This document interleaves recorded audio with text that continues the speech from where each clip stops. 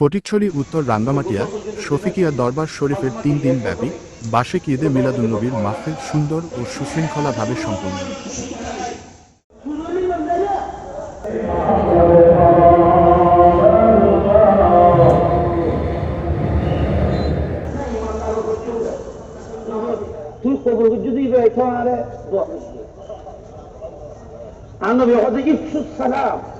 সালাম দেওয়া নেওয়া করো, সালাম দেওয়া নেওয়া করতে কই, সালাম দেওয়া নেওয়া করতে কিন্তু কই, তুমি সালাম দেওয়ার অভ্যেস করো, সালাম দিতে থাকো, আসসালামু আলাইকুম বলবে।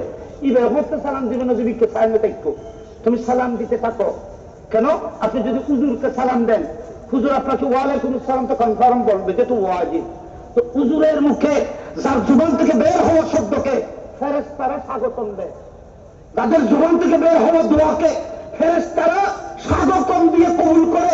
এ ধরনের কোন আল্লাহর ওলি যদি তোমার জীবনে একবার যদি ওয়ালাইকুম আসসালাম তোমার হকের মধ্যে যদি বলে, কাল কিয়ামতের ময়দানে নাজাতের ব্যবস্থা হয়ে যাবে।